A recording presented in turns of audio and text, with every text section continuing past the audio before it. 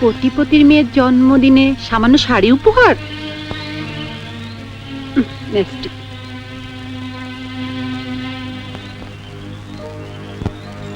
কে তুমি?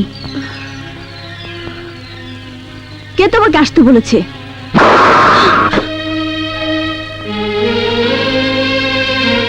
দারোয়ান! আখি, ও এবারের পুরাতন আয়া।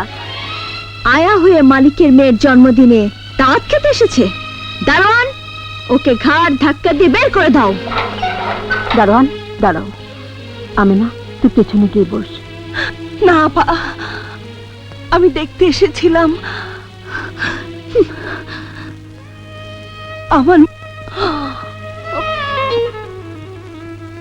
মালিকের মেয়ে কেমন আছে। ছি ফুপু, একটা কাজের মেয়েকে তুমি মেহমানদের শাড়িতে বসতে বলছো? আই, তুমি যাবে নাকি ঘাড় ধাক্কা দিয়ে তোমাকে বের করে দেব?